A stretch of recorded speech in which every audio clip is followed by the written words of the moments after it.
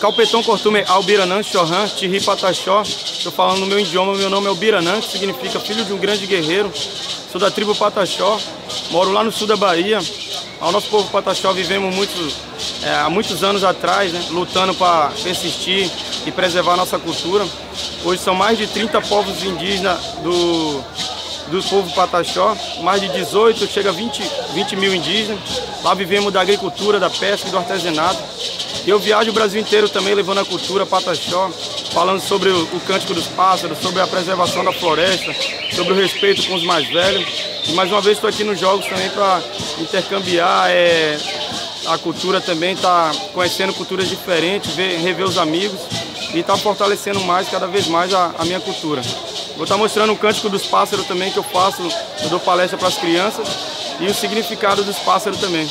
Esse aqui é o Jiquitaiá, é o apito que imita o som do iambu.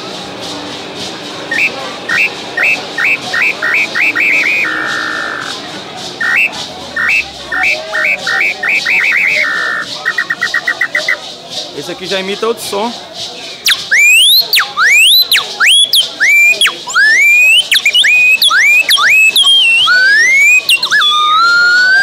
Faz o som do anum, pássaro preto.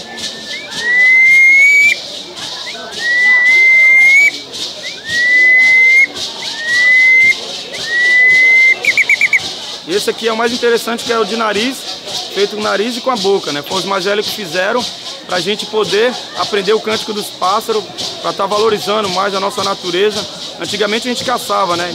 Fazia o som dos pássaros, ele vinha até nós e a gente caçava para buscar para alimentação, né? Mas como hoje o Pataxó não vive mais da caça, como eu falei, da agricultura, da pesca e do artesanato, e esse aqui eu vou estar ensinando para vocês, que é um dos sons mais legais que eu gosto. Esse aqui faz o som da sabiá.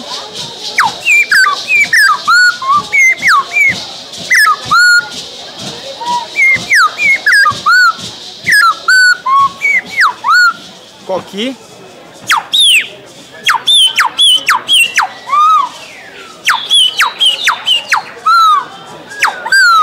Coruja ou talvez macaco também.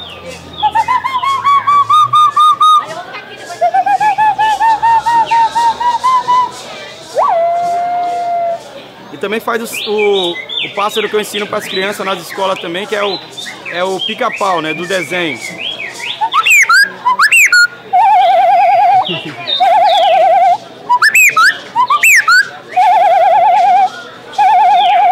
E eu vou estar finalizando com o nosso hino, né, que representa o nosso Brasil.